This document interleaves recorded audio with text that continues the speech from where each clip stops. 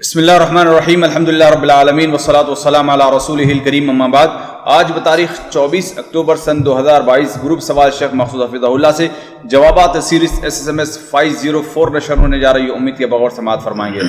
شیخ محترم، پہلا سوال ہے، ساتھی پوچھتے ہیں کہ شیخ ہم جیسے کہ الحمدللہ استخارہ کرتے ہیں بہت ساری چیزوں کے لیے، لیکن ہمیں یہ پتہ نہیں چل پاتا ہے کہ استخارہ میں اللہ رب العالمین ہماری کس طرف رہنمائی کر رہے ہیں یا کس چیز کو ہمیں اختیار کرنا چاہیے، یہ کس طریقے سے واضح ہوگا اور کیا ہم کس بات کو لے کر سمجھ سکتے ہیں کہ اللہ رب العالمین اس چیز کو کرنے کے لیے حکم دے رہے ہیں؟ دیکھیے، نبی کریم صلی اللہ علیہ وسلم نے کسی بھی اہم کام کے کرنے کا جب ارادہ ہو اور اس سلسلے میں انسان کے پاس اس میں اس کے لیے مصلحتیں ہیں یا مفسدہ ہیں، یہ واضح نہ ہو، تو ایسے موقع پر اللہ تبارک و تعالی نے نماز استخارہ مشروع قرار دی ہے۔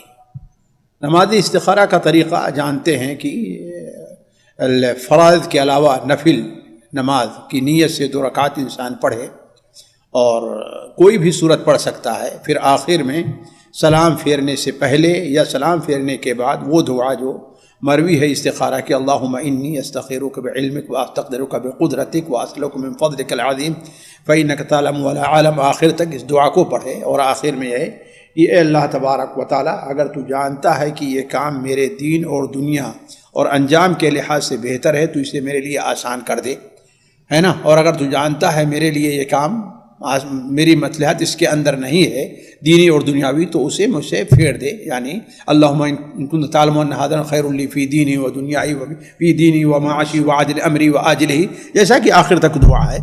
تو یہ استخارے کا طریقہ ہے۔ استخارے کے بارے میں دوسری بات یہ ذہن میں رکھنی چاہیے کہ 1 سے زائد بار استخارہ کیا جا سکتا ہے، 1 سے زائد بار استخارہ کیا جا سکتا ہے، خصوصاً 3 بار استخارہ، اس لیے کہ نبی کریم صلی اللہ علیہ وسلم سے متعلق مائی عائشہ رضی اللہ تعالیٰ عنہ وغیرہ کا فرمان ہے کہ آپ جب دعا کرتے تو 3 بار دعا کرتے۔ اسی لیے حضرت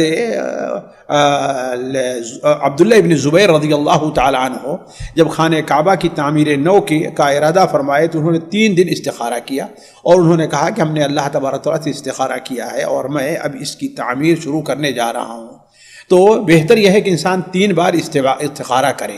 اب آتے ہیں اصل سوال کی طرف کہ آخر کسی کے سامنے یہ واضح نہ ہو 3 دن کے بعد، تو 3 بار کے بعد تو بعض علماء نے کہا ہے کچھ سے زیادہ کرے، یہاں تک کہ کرتا رہے یہاں تک کہ اس کے نزدیک کوئی چیز واضح ہو جائے، ہے کہ نہیں؟ اور اگر واضح نہیں ہوتی ہے 3 دن 3 بار 4 بار 5 بار کیا تو اس کے بعد اللہ تبارک و تعالیٰ نے ایک اور طریقہ رکھا کہ وَشَاوِرْهُمْ فِي الْأَمْرِ وَأَمْرُهُمْ شُورَىٰ بَيْنَهُمْ، ان کے معاملات باہمی مشورے سے طے ہوتے ہیں۔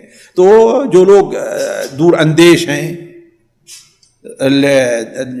زود فہم ہیں، معاملے کو ہم سے بہتر سمجھتے ہیں، ان کا اس سلسلے میں تجربہ ہے، تو ان کے مشورے سے کام لیا جائے اور ان سے مشورہ کیا جائے اس سلسلے میں۔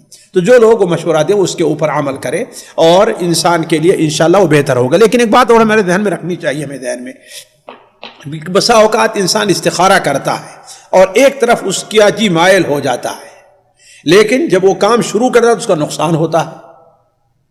تو اس کا یہ مطلب نہیں ہے کہ اللہ تبارک و تعالیٰ نے اس کی دعا قبول نہیں کی، نہیں، اللہ تبارک و تعالیٰ نے اس کے لیے اسی میں خیر رکھا ہے، اس لیے کہ جانتے ہیں اللہ تبارک و تعالیٰ کے لطیف ہونے کا ایک مظہر یہ بھی ہے کہ اللہ تعالیٰ بسا اوقات بندے کو بسا اوقات گناہ میں، بسا اوقات کسی نقصان مبتلا کرتا ہے تاکہ وہ اللہ تعالیٰ کی طرف زیادہ رجوع کرے اور اللہ اس کا زیادہ بھلا کرے۔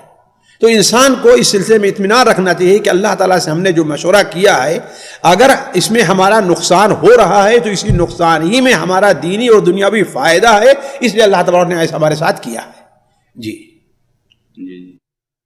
شیخ محترم، یہاں پر جو ہے استخارہ کی جو نماز ہے کیا اس کو بالکل خاص کرنا الگ ضروری ہے یا مثال کے طور پر جو سنتیں جو نوافل ہیں ان کے ساتھ؟ دیکھیے عام دیکھیے کوئی متعین فرض اور کوئی متعین سنت نہیں ہونی چاہیے، اس لیے کہ آسمان من غیر فریضہ کا آپ صلی اللہ علیہ وسلم نے وہ فرمایا ہے، تو اس کا مطلب متعین نہیں ہونی چاہیے نماز، اس کو الگ سے پڑھی جائے وہ 2 رکعت۔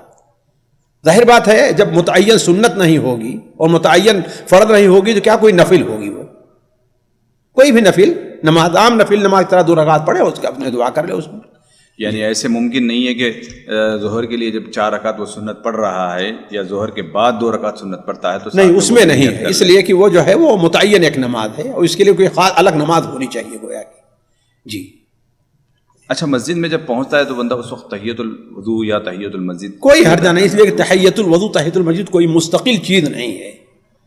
وہ ایک چیز ہے کہ مسجد میں انسان داخل ہو تو نماز کے اندر مشغول ہو جائے. اب اگر وہ استخارہ کی نیت سے شروع کر دے رہا ہے تو تحیۃ المسجد بھی اس کی ادا ہو جائے گی. جی، جیسے سنت غیر مؤکدہ اس کا کیا حکم ہے شیخ؟ جیسے مثال کے طور پر عشاء سے پہلے کی سنت، یہ تو سنت ہے بھائی عشاء کی نیت سے نہ پڑھے اس کو. ہم نے کہا کہ وہ متعین چیز ہے، گرچہ غیر مؤکدہ ہے لیکن متعین چیز ہے نا. وہ کون سی؟ عشاء کی سنت جو ہے عشاء سے پہلے گرچہ غیر مؤکدہ لیکن متعین تو ہے نا کہ عشاء کی سنت ہے نا. جی جی نہیں، تو اگر وہ سنت کی نیت سے اگر نہیں پڑھتا ہے نہیں، اس کی سنت نہ پڑھے، ٹھیک ہے، استخارہ کی نیت سے شروع کر دے. یعنی عشاء سے پہلے، جی عشاء سے پہلے کسی بھی وقت ہو پڑھ سکتا ہے، کسی بھی وقت ہو، کوئی اس کا وقت متعین نہیں ہے، الا یہ کہ مکروہ یا وہ جو ممنوع اوقات ہیں وہ نہیں ہونے چاہیے. جی جی جی. تو اس میں جو کام کا جو ذکر کرنا ہے اپنی زبان میں، اس کی کیا اہمیت ہے شیخ؟ بھائی اصل چیز ہے کہ اللہ کے رسول صلی اللہ علیہ وسلم نے جن زبان سے اسی میں کرے انسان. اللہم ان کنت تعلم ان ھذا الامر خیر لی فی دینی ومعاشی، یہ ہر انسان یاد کر سکتا ہے، نہیں تو دیکھ کے پڑھ لے. نہیں وہ تو ٹھیک ہے، یاد کر لے گا دعا، لیکن ھذا الامر کے بعد یا اس جگہ پہ جو نام لینا ہے، ہاں تو ٹھیک ہے، نام لے لے اپنا، ہاں کہ یہ شادی کرنا میرا، جی جی، ھذا الزواج، یا اگر نہیں بن سکتا ہے تو اردو میں کہہ دے، اللہ تعالیٰ سمجھتا. یعنی کہنا زیادہ اہم ہے، بہتر ہے. بالکل ذکر کرنا زیادہ اہم ہے، اس لیے کہ آپ نے فرمایا کہ وہ سمی اس چیز کا نام لے. وہ ہم نے کیا فرمایا؟ اس چیز کا نام لے. یسمی حاجتہ، اپنی حاجت کو کا نام لے وہ. جی تو اگر نام لینا ہے اور اردو میں لینا ہے تو اس کا مطلب دعا جو ہے نماز کے سلام کے بعد ہی بہتر ہوگی. کوئی حرجہ نہیں، نفل نماز ہے، نفل میں جو ہے وہ اپنی زبان میں انسان دعا کر سکتا ہے. یعنی نفل میں بھی سلام سے پہلے بھی اگر وہ دعا میں اگر اردو میں اپنی زبان میں بولتا ہے کوئی حرجہ نہیں، انشاءاللہ کوئی حرجہ نہیں. جی اگلا سوال ہے، ساتھی پوچھتے ہیں کہ شیخ محترم نماز جمعہ اگر کسی کی چھوٹ جائے تو وہ کیا 2 رکعت جمعہ کی طرح نماز پڑھے گا یا پھر 4 رکعت ظہر کی ادا کرے گا؟ بھائی دیکھیے، جمعہ کے لیے جماعت کو شرط قرار دیا ہے اللہ تبارک و تعالیٰ نے، اور اس سے پہلے خطبہ بھی کیا ہے؟ متعین ہے. اسی لیے جن لوگوں کے اوپر جمعہ نہیں ہے وہ ظہر پڑھتے ہیں، جیسے عورت ہے ان کے اوپر جمعہ نہیں ہے نا. جمعہ کو عیدین پر نہ قیاس کیا جائے کہ اس لیے کہ عیدین جو ہے وہ ایک اس کی الگ حیثیت ہے نا، لیکن جمعہ جو ہے اس کا اصل میں کیا ہے؟ وہ ظہر کا ایک اس معنی میں بدل نہیں ہے کہ وہ نہیں، لیکن اس معنی بدل ہے کہ اس وقت اگر کوئی جمعہ پڑھتا ہے اس کو ظہر نہیں پڑھنا تو ظہر پڑھے گا وہ. جی اگلا سوال ہے، ساتھی پوچھتے ہیں کہ مخنث جانور کی قربانی کا کیا حکم ہے؟ کوئی حرجہ نہیں ہے، اس لیے کہ وہ اس کی وجہ سے یہ کوئی وہ تندرست رہے گا، ہے کہ نہیں ہے؟ تندرست رہے گا، اس پہ تو تندرستی وغیرہ میں کوئی فرق نہیں ہے، تو انشاءاللہ کوئی حرج نہیں ہے، کر سکتا ہے. خود اللہ کے رسول صلی اللہ علیہ وسلم جن عیوب کی نشاندہی کی ہے وہ عیوب اس کے اندر نہیں پائے جا رہے ہیں. جی اگلا سوال ہے، ساتھی پوچھتے ہیں شیخ محترم ایک شخص کہتا ہے کہ اگر کوئی شخص مسجد کے اندر اگر مالی تعاون مانگے یا کوئی بھی مدد مانگے تو اس کا نہیں کرنا چاہیے، کہ اگر مالی تعاون کریں گے تو گنہگار ہوگا. بھائی دیکھیے، یہ تو میں سمجھتا ہوں کہ دلیری سے کام لیا جا رہا ہے کہ گنہگار ہوگا. یہ الگ مسئلہ ہے کہ اہل علم کے ذریعے چیز مختلف ہی ہے، لیکن راجح قول یہی ہے کہ یہ چیز جائز ہے. دیکھیے اصل میں اس کی 2 صورت ہے، ایک مالی تعاون ہوتا ہے اپنے ذات کے لیے، اپنے فائدے کے لیے، اور ایک مالی تعاون ہوتا ہے قوم یا جماعت کی مصلحت کے لیے. اگر قوم اور جماعت کی مصلحت کے لیے ہے تو اس میں کوئی حرج نہیں، مسجد سے ہو یا غیر مسجد سے ہو، مسجد میں ہو یا غیر مسجد میں ہو. آپ جانتے ہیں جیسے صحیح بخاری وغیرہ میں ہے وہ وفد عبد القیس کا آنا ہے، آپ مسجد بیٹھے ہوئے تھے، آپ نے اعلان فرمایا ممبر پر کھڑے ہوئے، ہے کہ نہیں ہے؟ عام مصلحت کے لیے اگر مالی تعاون کی درخواست کرنی ہے تو اس میں تو کوئی شک نہیں کہ وہ ہے. مسئلہ آتا ہے کہ انفرادی طور پر کوئی انسان اپنا اپنے لیے اعلان کرے، کوئی مدرسے کے لیے اعلان کر رہا ہے تو کوئی حرج نہیں ہے، مسجد کے لیے اعلان کر رہا ہے تو اس میں کوئی حرج نہیں ہے، اس لیے کہ اس میں اپنا ذاتی اپنے ذات کے لیے وہ نہیں مانگ رہا. کس کے لیے مانگ رہا ہے؟ وہ اللہ کے لیے مانگ رہا ہے. لیکن اپنے ذاتی مصلحت کے لیے یہ چیز جو ہے دیکھیے اس سلسلے میں کوئی ممانعت وارد نہیں ہے. اہل علم نے جو منع کیا ہے وہ اس سلسلے میں کہ آپ صلی اللہ علیہ وسلم نے مسجد کے اندر گمشدہ چیز کے اعلان سے منع فرمایا ہے.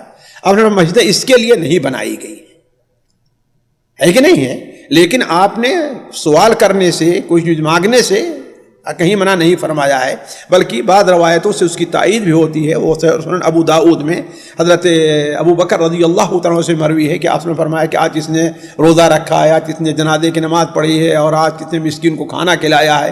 تو ہر بار میں حضرت ابو بکر کیا کرتے ہیں, انا کہتے رہے. تو یہ بھی پوچھا کہ ہم مسکین کھانا کھلایا, تو کہا کہ میں ایک سائل کو یہاں پر ہم نے دیکھا اور حضرت عبد الرحمن ابن ابی بکر وہاں موجود تھے, ان کے ہاتھ میں روٹی ٹکڑا تھا, ہم نے دے دیا. ایسے ہی بعض ایک روایت ملتا ہے کہ اللہ کے رسول صلی اللہ علیہ وسلم نے ایک کسی فقیر اور مسکین کو ایسے دیکھا تو آپ نے کہا اسے بیٹھا دیا, پھر آپ نے اسے منگا کر کے دیا. تو معلوم یہ ہوا کہ مسجد کے اندر اگر کوئی, یہ الگ چیز ہے کہ دیکھیے موجودہ صورتحال جو پیدا ہو گئی ہے کہ اگر ایک کو اجازت دے دیں تو کیا ہے سارے مسکین کے آ کر کے اعلان کرنا شروع کر دیں گے. اس مصلحت کے پیش نظر منع کر دیا, اس کے بعد حکومتیں منع کرتی ہیں, اس میں کوئی حرج نہیں ہے, لیکن شرعی طور پر اسے آپ ناجائز اور حرام کر دیں یہ چیز ذرا حق کے خلاف ہے. جی اگلا سوال ہے, ساتھی پوچھتے ہیں شیخ محترم مسجد کی تعمیر میں غیر مسلم سے مدد لینا, مالی تعاون لینا جائز ہے, اسی کیا دلیل ہے؟ بھائی دیکھیے دلیل منع کی کیا ہے, اصل چیز تو یہ ہونی چاہیے نا, منع کی کیا ہے. آخر خانہ کعبہ کی تعمیر کن لوگوں نے کی تھی؟ اللہ کے رسول میں مددگار کافروں ہی نے کی تھی نا, ان کا اپنا تھا, ہے کہ نہیں ہے. تو اس سلسلے میں مصلحت کو دیکھا جائے گا کہ مصلحت کیا ہے. اگر گورنمنٹ کافر گورنمنٹ ہے تو کوئی حرجہ نہیں ہے, لیکن افرادی طور پر کیا اس سے یہ تو نہیں ہے کہ ہاں بھائی اس کی وجہ سے وہ ہمارے معاملات میں دخل دے گا, اگر یہ ہے تو نہیں لیا جائے گا. اور اگر یہ نہیں ہے, کوئی آدمی جانتے ہیں سیدھا سادہ سا ہے اور پسند کرتا ہے, بعض لوگ ہوتے ہیں خیر کام پسند کرتے ہیں, اگر وہ دے رہے ہیں تو ٹھیک ہے لے لیں, کوئی حرجہ نہیں ہے. جی اگلا سوال ہے, ساتھی پوچھتے ہیں شیخ محترم تشہد میں بیٹھنے کا مسنون طریقہ کیا ہے؟ یعنی لوگ کہتے ہیں کہ انگلیاں جو ہے وہ قبلے کی طرف ہونا چاہیے مکمل, اس کی بھی کیا ہے؟ بھائی دیکھیے تشہد میں بیٹھنے کا دو طریقہ ہے. ایک طریقہ تشہد اول یا جس نمازوں میں ایک تشہد ہے, اور دوسرا طریقہ تشہد ثانی کا ہے. تشہد اول کے اندر تمام روایتیں اس پر متفق ہیں کہ نبی کریم صلی اللہ علیہ وسلم اپنے بائیں پیر کو بچھا کر کے دائیں پیر پر دائیں کھڑا رکھتے تو بائیں پیر پر بیٹھ جایا کرتے تھے, اور آپ کی کھڑا رہتا تو انگلیاں آپ کی قبلے کی طرف. تو یہ حتی الامکان ہے. بعض لوگ ہوتا ہے جن کے پیر مثلا زیادہ وزن ہو ان کا, تو سارے انگلیاں نہیں کر پاتے ہیں, ہے کہ نہیں ہے. بعض لوگ کے پیر کی ایسی بناوٹ ہوا کرتی ہے کہ ساری انگلیاں اگر کریں تو ان کے لیے ایک مشقت کا سبب ہے. تو حتی الامکان جتنی ہو سکے. دوسرا طریقہ جو تشہد اخیر کا ہے وہ یہ ہے کہ آپ صلی اللہ علیہ وسلم سے متعدد صحابہ نے جو روایت نقل کی ہے, آپ جانتے ہیں کہ آپ صلی اللہ علیہ وسلم اپنا بایاں پیر دائیں طرف نکال کر کے سورج کے بائیں حصے پر بیٹھ جایا کرتے تھے, اور دایاں پیر آپ کھڑے رکھتے, جس کو تورک کہتے ہیں, جس کو تورک کہا گیا ہے. تو یہ دونوں طریقہ حدیث کے اندر وارد ہیں. جی لیکن یہ بات ذہن میں رہنی چاہیے کہ ایک سنت کا طریقہ ہے. اگر کسی کے پاس کوئی عذر ہے, کسی کا بدن بھاری ہے, وہ دونوں پیروں کو بچھا کر کے بیٹھتا ہے, تو میں نے کہ اس کی نماز نہیں ہوئی. یہ ہے کہ اس نے ایک سنت کو چھوڑ دیا ہے, اس نے ایک مستحب کام جو ہے اس کو چھوڑ دیا ہے, لیکن اس کی وجہ سے اس کی نماز میں خلل اس ناحیے سے نہیں ہوا کہ اس کی نماز نہیں ہوگی. لیکن اگر کوئی عذر ہے تو کسی بھی طریقے سے بیٹھ جائے, اس میں کوئی حرج کی بات نہیں ہے. جی اگلا سوال ہے, کچھ سوالات خواتین گروپ سے شامل کیا جاتا ہے. پہلا سوال بہن پوچھتی ہیں, شیخ محترم جیسے کہ کسی چیز پر پڑھ کر دم کیا جاتا ہے, تو دم کرتے وقت صرف ہوا کا نکلنا کافی ہے یا اس کے ساتھ کچھ تھوک کا آنا بھی ضروری ہے؟ دیکھیے ضروری تو نہیں کہہ سکتے ہیں, لیکن بہتر یہ ہے اس لیے کہ اس میں نفس کا لفظ آیا ہوا ہے جس کے ساتھ تھوڑا سا تھوک بھی ہوا کرتا ہے. نفخ کیا ہے اور نفس کیا ہے, یہ ہے, تو اس میں تھوڑا سا سوکھ آتا ہے، اور جانتے ہیں کہ اس لیے بھی علماء کہتے ہیں کہ جو پڑھ رہا ہے اس کے ساتھ جو لعاب نکل رہا ہے، تجربہ بتاتا ہے کہ اس کا ایک اثر ہے، اس کا ایک اثر ہے، لہذا اس لیے اس کی جو ہے اہمیت کو سامنے رکھا ہے لوگوں نے. جی اگلا سوال بہن نے ایک پوسٹ بھیجی ہے جس میں شوگر کا علاج بتاتے ہوئے نیچے ذکر کیا گیا ربی ادخلنی مدخل صدق واخرجنی مخرج صدق واجعلنی، یہ کیا شوگر کا علاج بن سکتی ہے؟ واللہ اعلم، قرآن اور حدیث میں یہ وارد نہیں ہے. جی البتہ ایک اب کسی کا تجربہ ہے تو قرآن پورا کا پورا شفا ہے. جی اگلا سوال ہے بہن پوچھتی ہیں شیخ محترم، جیسا کہ سوال کینیڈا سے ہے، پوچھتی ہیں کہ شیخ یہاں پر جو ہے جمعہ کی 2 جماعتیں ہوتی ہیں، کیا یہاں پر درست ہے؟ بھائی دیکھیے، میں اپنے طور پر یہ جانتا ہوں کہ جمعہ کی 2 جماعتیں ایک ہی مسجد میں ہونا یہ میرے نزدیک محل نظر ہے. شیخ علم اللہ دوسرے لوگ اس کو منع کرتے رہے ہیں، ہے کہ نہیں ہے؟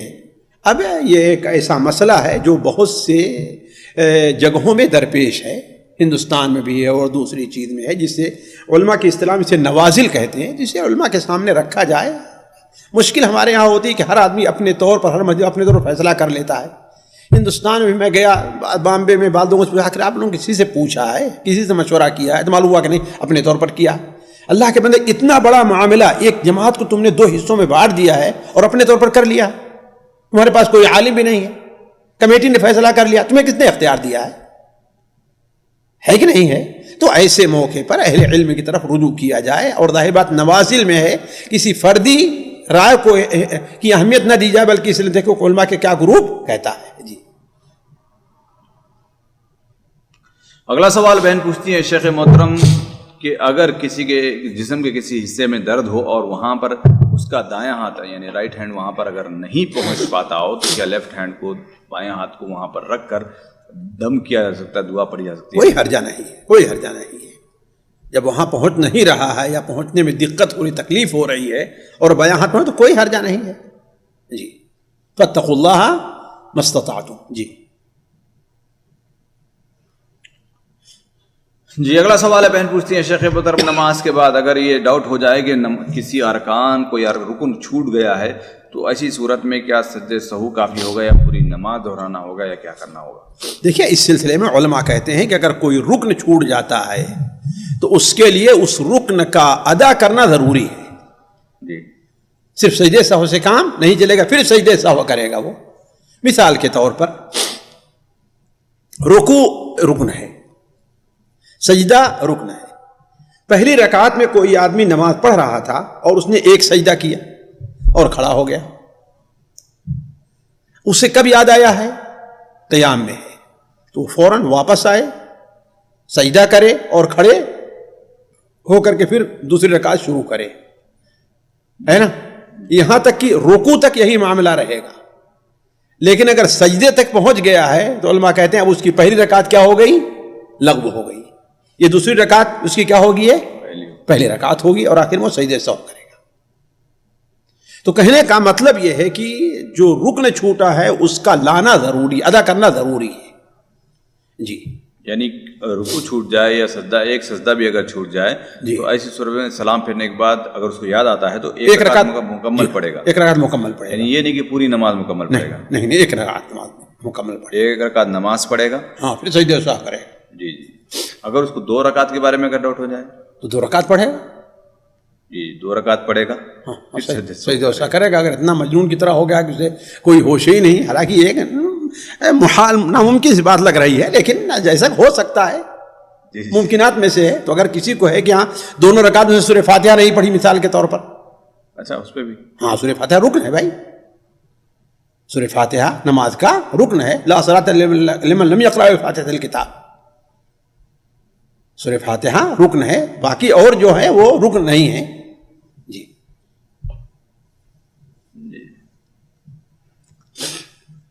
جماعت کے ساتھ پھر اختلاف ہے، یہ تنہائی کی بات ہو رہی ہے اکیلے نماز پڑھنے میں.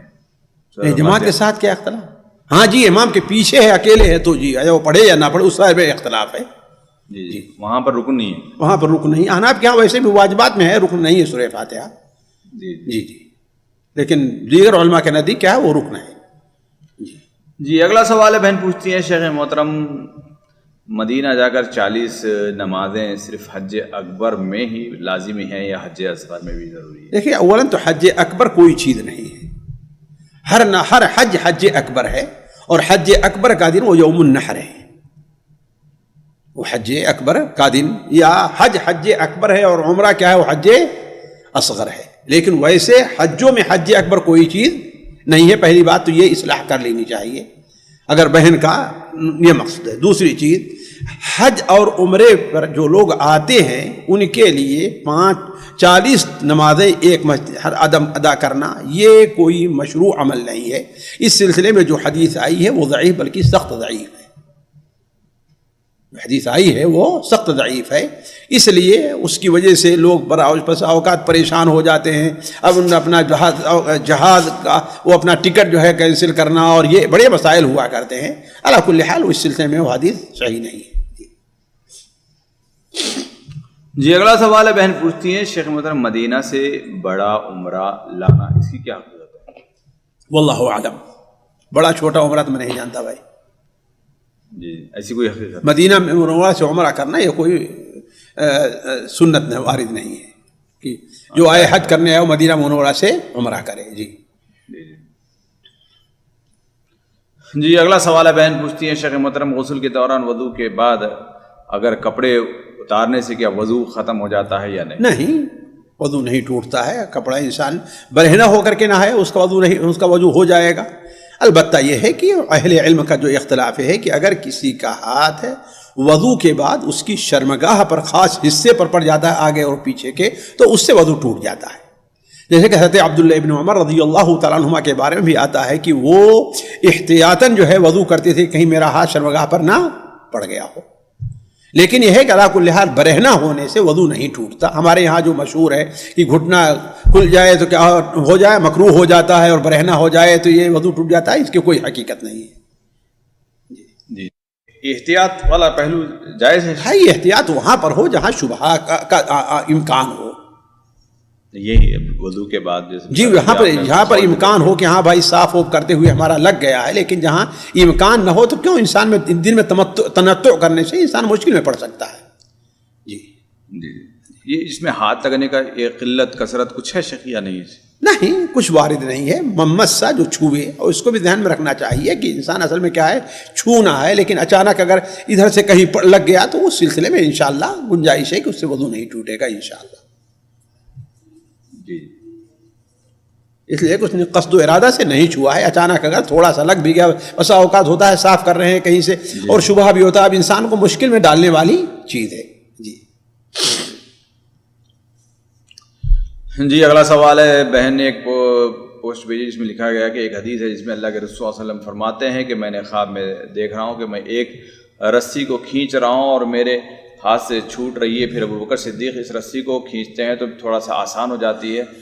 پھر حضرت عمر رضی اللہ عنہ کھینچتے ہیں تو مضبوطی ہاتھ میں رہتی ہے. پھر اس طرح علی آخر میں اور علی آخر میں، اور اس رسی کو عثمان رضی اللہ عنہ کھینچتے ہیں تو ٹوٹ جاتی ہے. علی ہے، عثمان ہے، دونوں بھی ہیں؟ نہیں اس میں حضرت علی کا ذکر تو نہیں ہے. جی لیکن علی کل حال وہ حدیث صحیح کے اندر موجود ہے کہ حضرت اللہ کے رسول صلی اللہ علیہ وسلم ایک شخص نے خواب دیکھا اور آپ کے سامنے آ کر کے بیان کیا ہے کہ نہیں، آپ کے سامنے آ کر کے بیان کیا، تو جس میں ہے کہ آپ کے بعد ابوبکر نے رسی پکڑی اور ان کے ذرا نرمی اور آسانی تھی، پھر عمر نے لیا تو اس طریقے سے بھر دیا کہ لوگ بالکل سیراب ہو گئے. پھر اگر تیسرے نے پکڑا تو کچھ دور چلا کہ رسی ٹوٹ گئی. تو اس سے اشارہ ہے عثمان غنی کی شہادت کی طرف ہے اور لوگ باغیوں کا خلیفہ وقت کو قتل کر دینا، لیکن پھر جڑ گئی، پھر وہ رسی جڑ گئی. تو گویا حضرت علی رضی اللہ تعالیٰ عنہ کی جو خلافت رہی وہ رسی جڑنے کے بعد اسی منہج پر رہی ہے جو اللہ کے رسول صلی اللہ علیہ وسلم کا منہج رہا ہے کہ نہیں؟ رسی کو جڑ جانے کا معنی کیا ہے؟ یہی ہے نا کہ اسی منہج پر رہا ہے. تو یہ حدیث صحیح ہے. جی یعنی مطلب کیا ہے اس کا؟ یعنی مطلب خلافت کی طرف اشارہ تھا. جی ان لوگوں کو خلافت کے اللہ کے رسول کے بعد اس مسلمانوں کا جو معاملہ ہے انہی کے ہاتھ میں آئے گا، جیسا کہ ہوا بھی ایسا ہی. جی اگلا سوال ہے، بہن پوچھتے ہیں شیخ محترم اگر کسی کے اوپر بہت زیادہ قرض ہے لیکن اب حالت ایسی ہے کہ زندگی چل رہی ہے، کماتے ہیں اور کھاتے ہیں، تو اب قرض تو ادا نہیں کر پاتے ہیں، تو کیا کوئی دوسرا آدمی اپنی زکوٰۃ سے اس قرض کو ادا کر سکتا ہے؟ بالکل ادا کر سکتا ہے، بلکہ بہتر ہے کہ ان کے اوپر سے اس بوجھ کو ہٹا دیا جائے، قرض زکوٰۃ سے ادا کر دے جی جی اس لیے کہ والغارمین کا لفظ آیا ہے کہ نہیں ہے، تو ان کے اوپر قرض ہے، بلکہ یہ شخص اس حکم میں ہوگا کہ گویا فقیر اور محتاج کے حکم میں ہے نا، اگرچہ اپنا کھانا پورا کرے لیکن جو قرض ہے اس کو ادا نہیں کر پا رہا ہے تو اس کا ادا کیا جا سکتا ہے جی اگلا سوال ہے، بہن پوچھتی ہیں شیخ محترم وراثت جو ہے وہ باپ کے انتقال کے بعد تقسیم ہوگی یا باپ اور ماں دونوں کا انتقال ہونا ضروری ہے؟ اللہ کے بندے، باپ کے بعد باپ کا ترکہ تقسیم ہوگا اور ماں کے بعد ماں کا ترکہ تقسیم ہوگا، ہے نا؟ باپ کے بعد کس کا ترکہ تقسیم ہوگا؟ باپ کا، جس میں ماں کو بھی حصہ ملے گا، اس میں ماں کو بھی حصہ ملے گا، اگر اولاد ہے تو 8واں حصہ ملے گا، اگر اولاد نہیں ہے تو کتنا ملے گا؟ 4تھا حصہ ملے گا۔ پھر جو ماں کو مل رہا ہے وہ اس کی اولاد میں تقسیم ہوگا تو وہ اس کے بعد کا معاملہ آ رہی بات سمجھ ہے نا؟ جی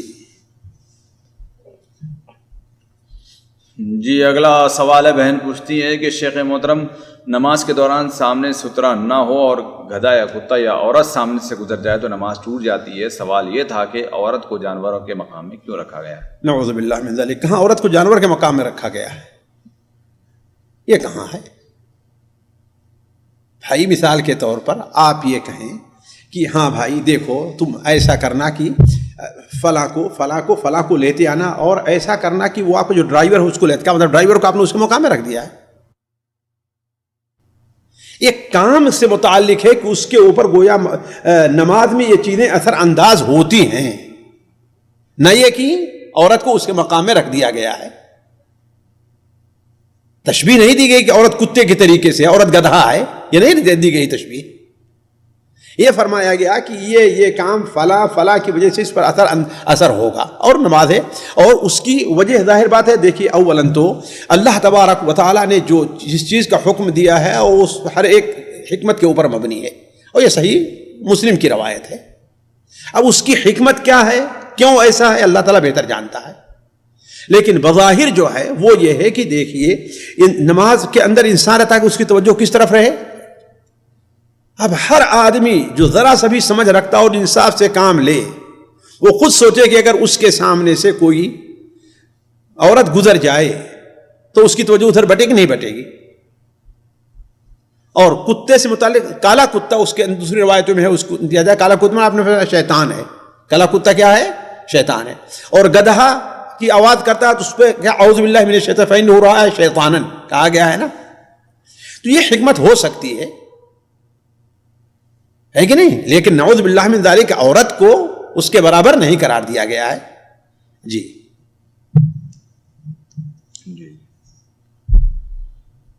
جی اگلا سوال ہے، بہن پوچھتی ہے شیخ محترم میرا بھائی جو بڑا بھائی جو ہے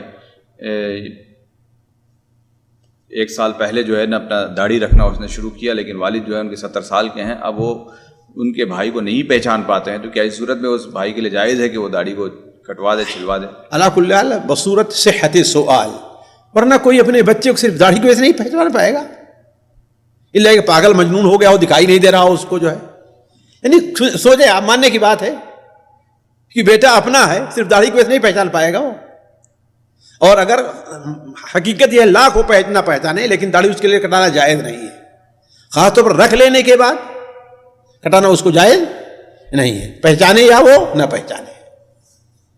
لا طاعت لمخلوق فی معصیت الخالق، اللہ کی نافرمانی میں کسی مخلوق کی اطاعت نہیں ہے، اللہ کو ناراض کر کسی کو راضی نہیں کیا جائے گا۔ نبی کریم صلی اللہ علیہ وسلم کو متنبہ کیا گیا تب تغی مرضات ازواجک، ہے کہ نہیں ہے؟ جی علی کل حال اس کا داڑھی چھلانا اس لیے کہ ہاں بھائی اس کا باپ اسے پہچان نہیں پا رہا ہے، یہ چیز جائز نہیں ہو سکتا ہے۔ باپ نعوذ باللہ من ذالک کسی کے بارے میں شبہ نہیں ہو سکتا ہے کہ وہ نہ چاہتا ہو کہ میرے بچے داڑھی رکھے تھے، بہت سے لوگ ہوا کرتے ہیں ان کو ایک چیز پسند نہیں آتی ہے جی کہ ارے بیٹا تو پہچان میں نہیں آتے تم اور 70 سال کا کوئی ایسے 90 سال 100 سال کا ہو گیا ہوتا تو ایک بات ہے کہنے کی، اللہ کہ آدمی ذہنی طور پر پاگل ہے اور مجنون ہے تو الگ بات ہے اس کو. جی جی اگلا سوال ہے، بہن پوچھتے ہیں شیخ محترم میرے علاقے میں جو ہے عصر کی اذان لیٹ ہوتی ہے تو میں جو ہے صلاتوں کا جو ویب ایپ ہے موبائل کا اس میں عصر کا ٹائم دیکھ لیتی ہوں اور فوری نماز پڑھ کے نماز سے فارغ ہو جاتی ہوں، تو کیا یہ میرا عمل صحیح ہے یا نہیں ہے؟ آپ کا عمل صحیح ہے لیکن تھوڑے سے احتیاط سے کام لیں. یہ جو موبائل وغیرہ میں ہے اس میں بسا اوقات آپ دیکھیں فرق رہتا ہے، بسا اوقات دیکھیں 2 منٹ کا فرق آج کل دیکھیں جو ہے اور موبائل میں ہے اور جو مسجدوں میں گھڑیاں ہیں 2 منٹ کا بسا اوقات فرق ہے کہ نا. تو تھوڑا سا 2-1 منٹ انتظار کر کے اگر ہو جائے 2 منٹ انتظار کر کے آپ پڑھ لیں، آپ کی نماز ہو جائے گی. اس لیے کہ آپ کو جماعت سے نماز نہیں پڑھنا ہے اور آپ وقت ہو کر کے آپ اول وقت کے کا اہتمام کرتے ہوئے آپ پڑھ رہی ہیں. اس لیے کہ الصلاۃ جیسے سنن ترمذی میں الصلاۃ افضل الاعمال کیا الصلاۃ لاول وقتها، اور صحیح بخاری میں ہے الصلاۃ لوقتها، وقت پر یعنی اس کے فوراً جب وقت ہو جائے تو پڑھ لینا، یہ افضل اعمال میں ہے. تو آپ ایک نیک کام کر رہی ہیں، انشاءاللہ کوئی حرج نہیں ہے اس میں.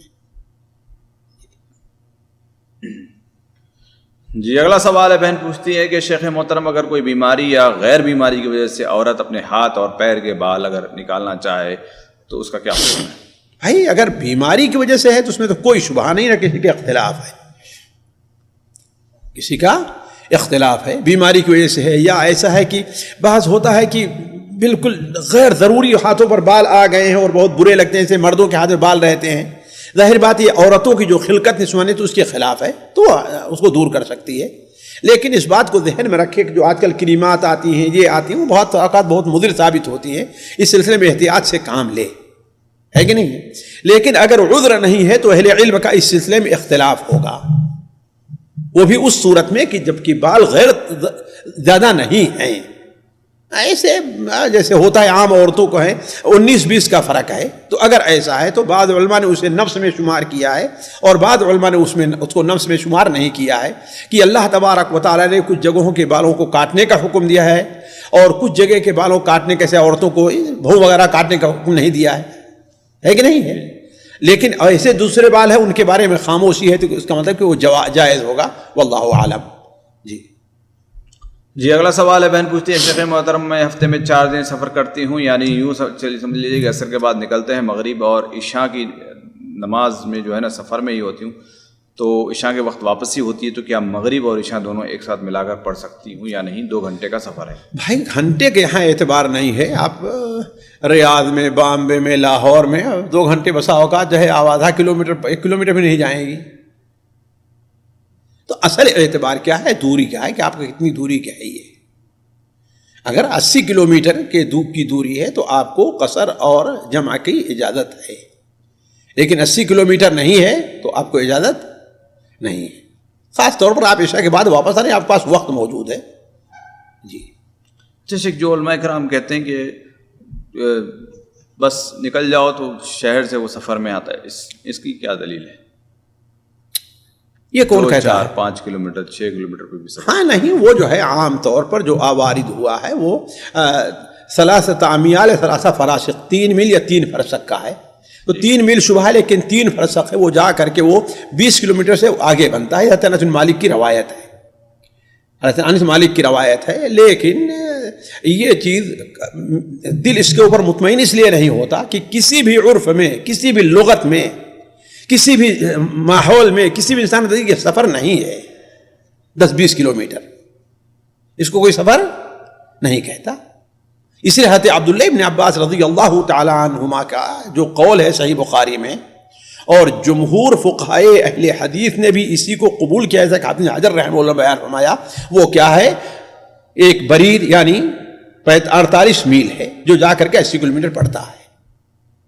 لہذا احتیاط کا پہلو یہی ہے کہ اسی کو سامنے رکھا جائے.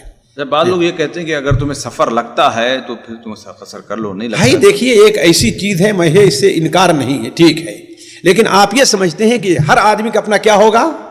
معیار مختلف ہوگا. ہر آدمی ارے بھائی مجھے تو اس سفر ہے، دوسرا مجھے میں نے سفر نہیں ہے. اس لیے یہ چیز اہل حل و عقد کے سامنے رکھی جائے، جو صاحب فہم ہیں وہ ہیں، ان کے سامنے رکھی جائے کہ ہاں وہ سفر کس کو کہتے ہیں. کسی بھی عرف میں آپ مانے کہ 10 کلومیٹر کا سفر کہا جاتا ہے، 5 کلومیٹر کہا جاتا ہے کسی عرف میں. شیخ اب تکلیف کے بارے میں بھائی دیکھیے تکلیف الگ چیز ہے، انسان تکلیف گھر پر رہتا ہے، انسان کو رہتی ہے تکلیف پہ نہ جائیے آپ. پھر سفر میں مسئلہ کیا ہے؟ بھائی سفر میں اللہ تعالیٰ تبھی تو سفر قصر کرتے ہیں. کوئی ضروری نہیں کہ تکلیف ہو. آج کل جو ہے وہ گاڑیاں جو ہے ایئر کنڈیشن کی ہیں، آج کل نہیں تکلیف ہوتا، سفر نہیں کرے گا انسان. جو ہوائی جہاز سفر کرتا ہے کوئی تکلیف نہیں ہے، روز قصر نہیں کرے گا.